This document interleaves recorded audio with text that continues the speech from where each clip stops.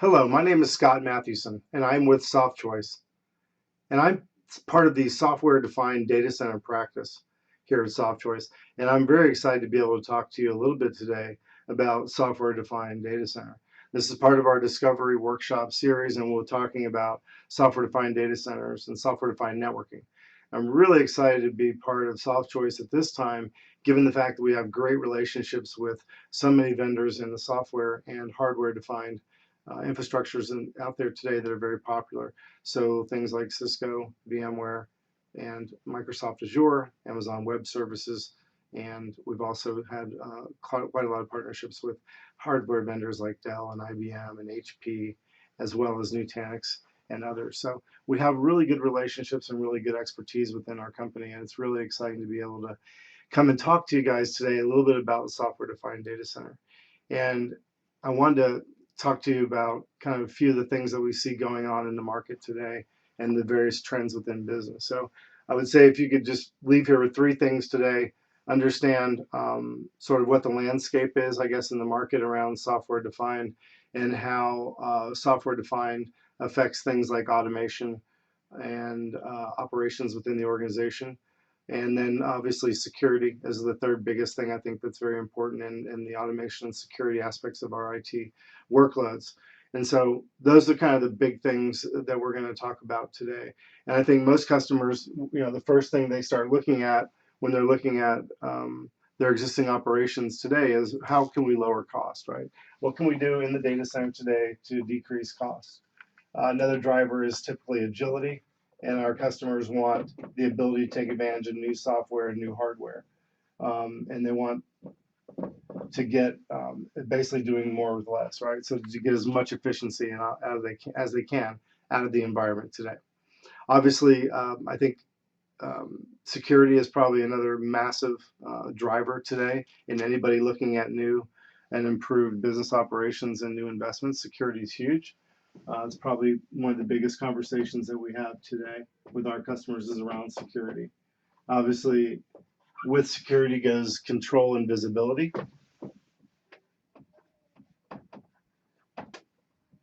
And for any of our customers that are in any sort of compliance and regulatory industries around IT and healthcare, government, DoD, things like that, we see a lot of compliance today that's driving things like auditing and reporting and investment in technology.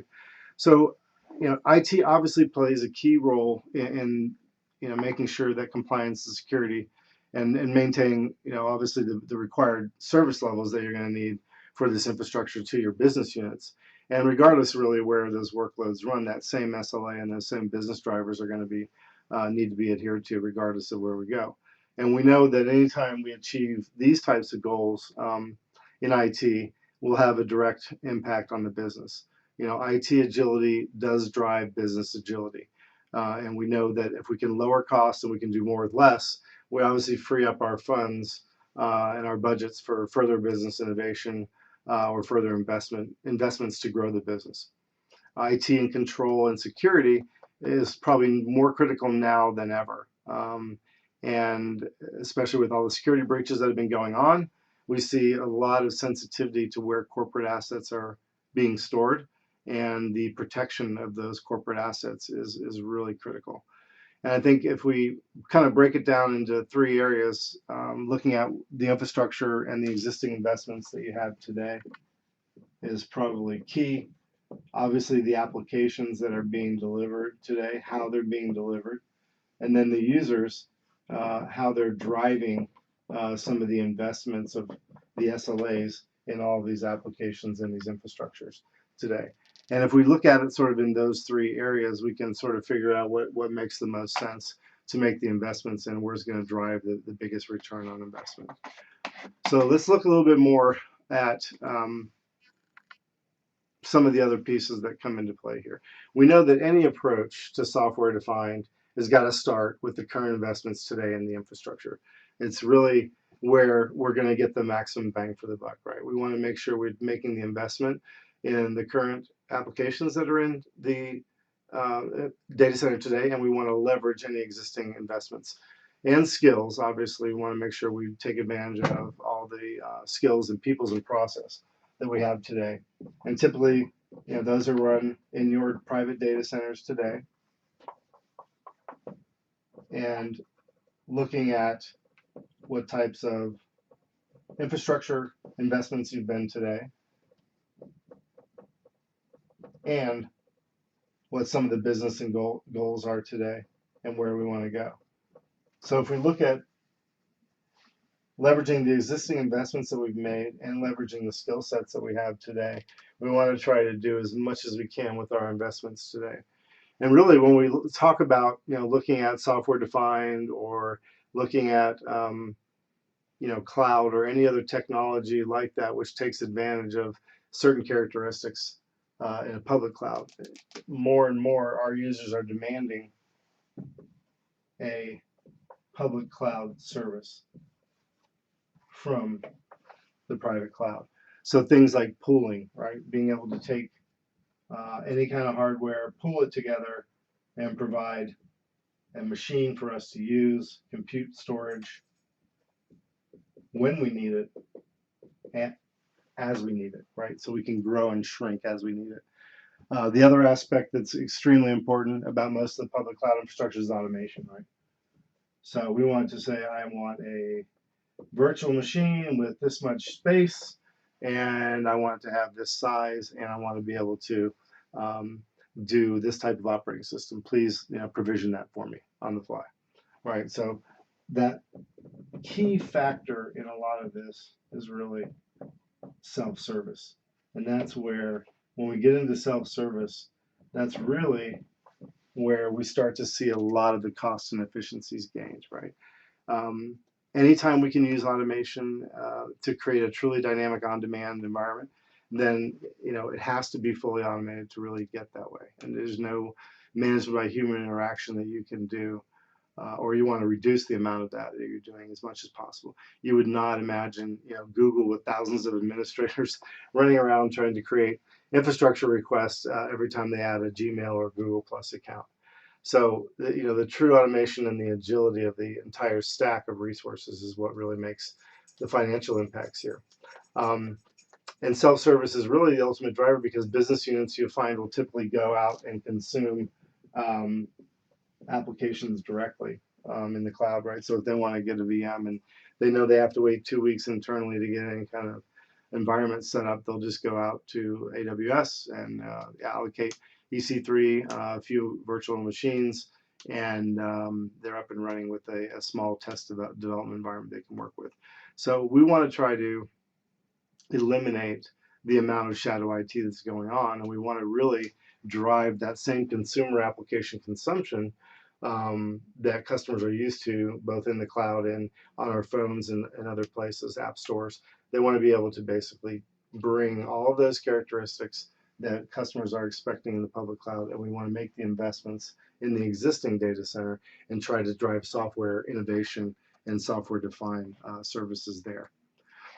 And most of our customers have sort of already started that journey, right? Most of our customers are using some type of blade servers and or rack-mounted servers with virtualization, right? Usually there's quite a bit of storage out there in different types and different arrays. We're heavily switched, right? So we're highly available, we're redundant, and a lot of investment in the existing data center today. Many people have kind of started that journey of taking advantage of some of the convergence that's going on within the data center. And that's where we see many customers taking advantage of virtualization technologies, operations technologies, and automation technologies to really drive some of the advanced handling and scaling that goes on with some of these tier 1 applications. And really, one of the big things that's sort of driving a lot of the changes that we see about where people are running workloads is really got to do with the storage growth and the explosion of different types of storage and different types of data requirements that different applications have. There's a lot of trends in the industry that we see right now where there's a lot of smaller sort of niche storage partners. There's a lot of merger and acquisition. We have Dell recently buying EMC. And so, a lot of integration and scaling and optimization of product offerings in the industry. So because the hypervisors are getting much wider adopted, more and more convergence and more scalability that we see in the hypervisors, then now we're starting to see a lot of different types of storage things become available, because now we've got the ability to essentially pool and virtualize storage as well. And so we see a lot of virtual storage type appliances, both from VMware and others. We see a lot of converged storage, right, where we're seeing Dell, HP, EMC, others create server and storage. Nutanix, another one, right? We have a lot of this hyper-converged technology, a lot of flash storage to handle really high IOP workloads. SSDs are becoming very popular, even in consumer hard drives now too. So we're starting to see a real proliferation of that type of storage. That also allows for us now to do storage tiering, and be able to put storage in the IO demand place that it belongs, so we can mix and match different types of storage across different infrastructures. So really, when we're able to do those types of things, and even software as a service, storage as a service, where we can go into and get hard drive space from various public providers, right? So this is kind of giving us a lot of hybrid type approaches that can be looked at. We do have various options now for platform as a service to try to extend data centers, right? So we have Azure, we have VMware, and we also have AWS.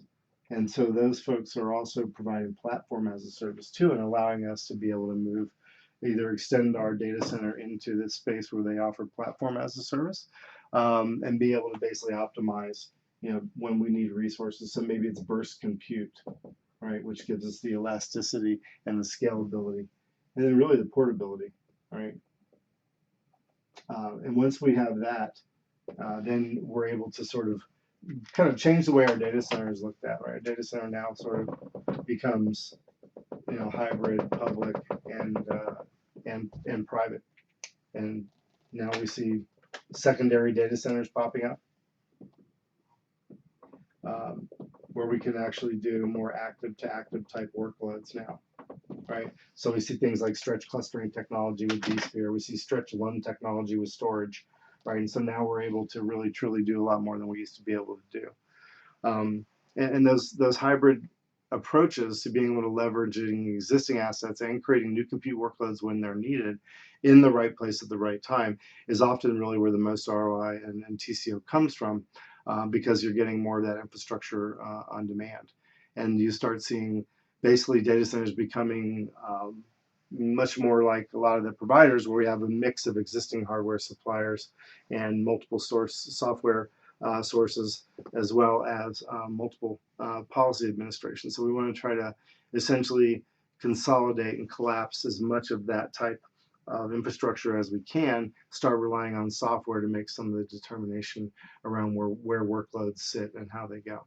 So, obviously that reduces a lot of capital costs, right? If I can do on-demand and as-a-service growth in a different model, then that reduces the amount of capital costs. If I can increase automation and make policy decisions around workloads, where they're going to run, then obviously I can reduce my operational costs, right? And now we have the ability to really truly look at how workloads are being moved, and we have much more choice about where that workload goes. Now, all this infrastructure is put in place really to give us SLAs, right, for what our applications are going to be and for the business units. And usually when we're developing those applications, or we're maintaining applications, they're going to fall into a couple different categories, right? They're either going to be the existing applications that we maintain,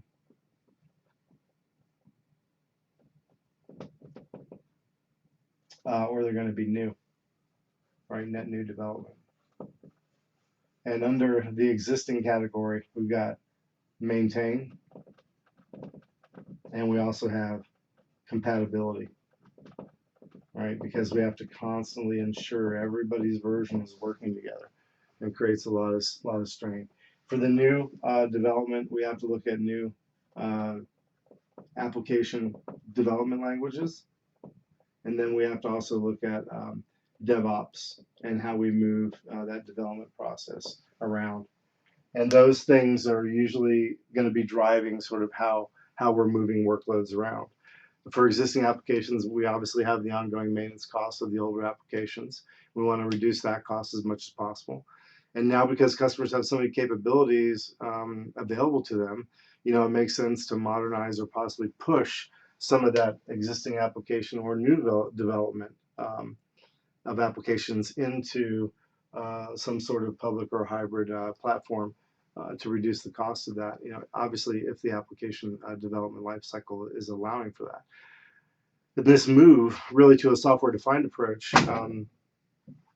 really allows for the opportunity to assess the workloads and the applications and determine really if they're fit for the way they are in their current state, or can then be enhanced either as a hybrid cloud offering approach, or possibly looking at software as a service.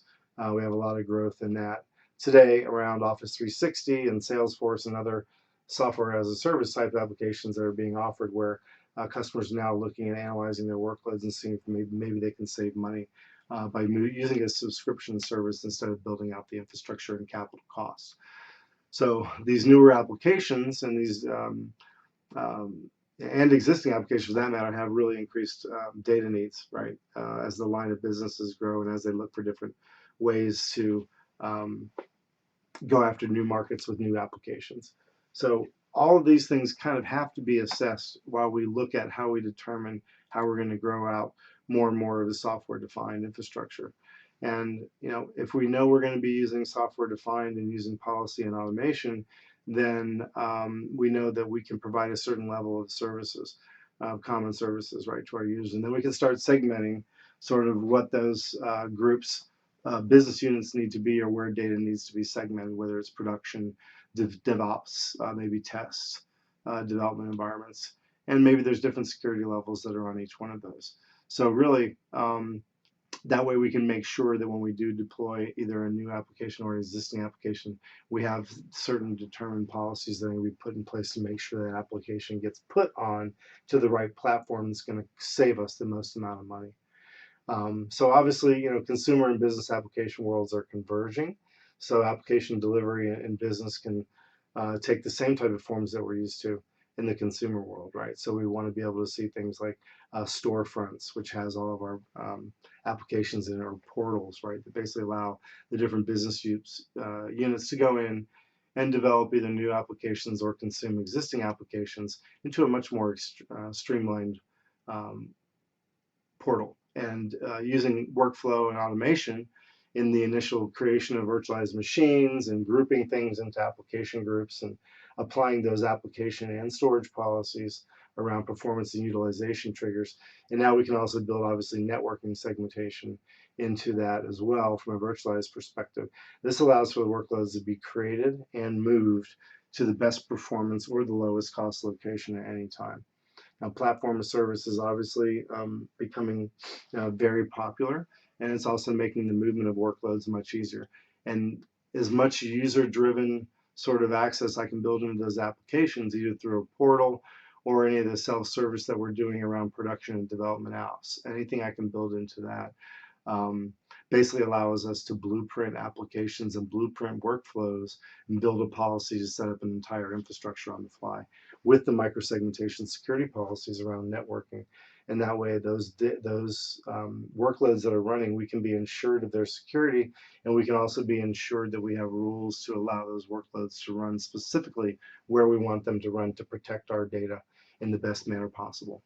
So basically, this allows us to run, build, and scale across any of these platforms with our applications. We now have the ability to have a mechanism to allow us to run anywhere, anytime, and be able to scale anywhere, anytime, and also provide us infrastructure to build net new applications. So those are the things that we find are really driving a lot of the decisions and investments today. We look at what applications are being used. We want to inventory them. We want to do some rationalization on those applications, do a little bit of a tech check in the data center and see how things are running, find out a little bit more about what application development platforms are being leveraged today, and finding out how you today are scaling up application capacity or throughput, and how you do that today if you need to.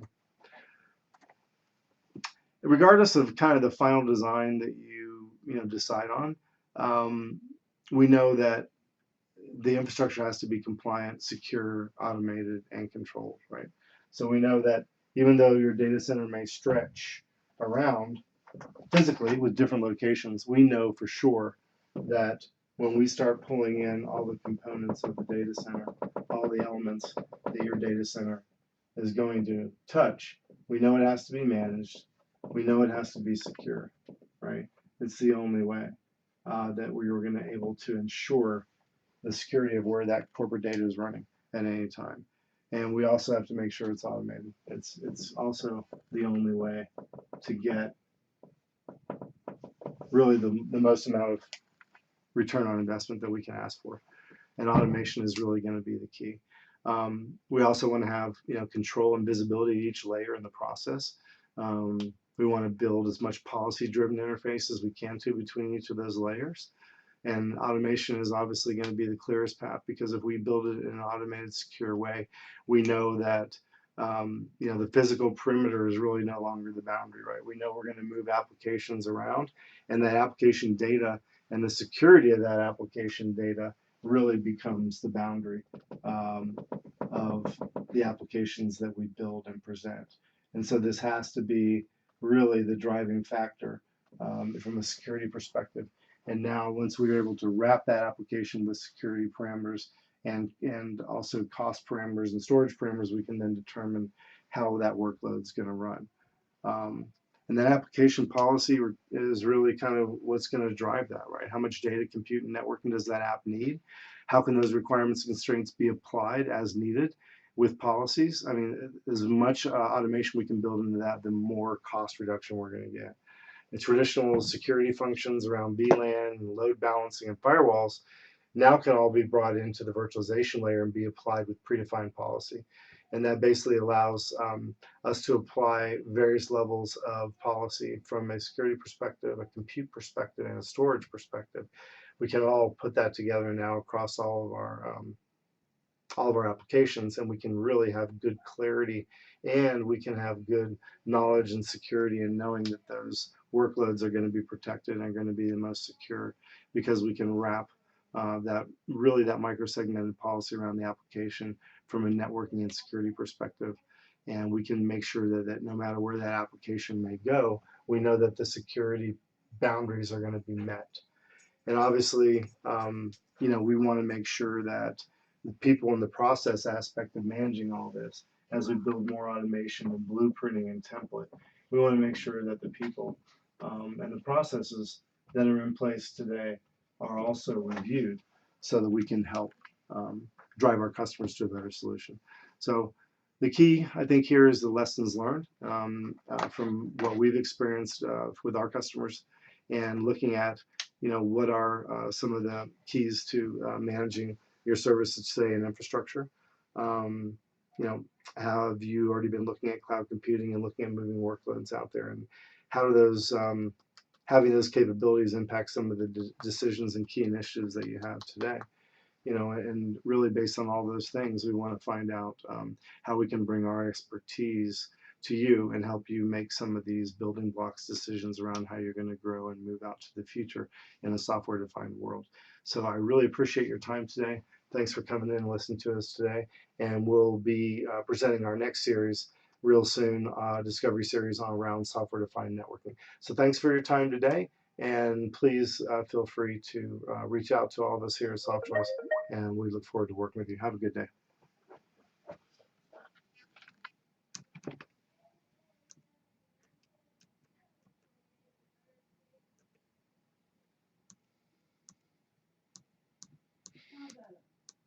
Oh.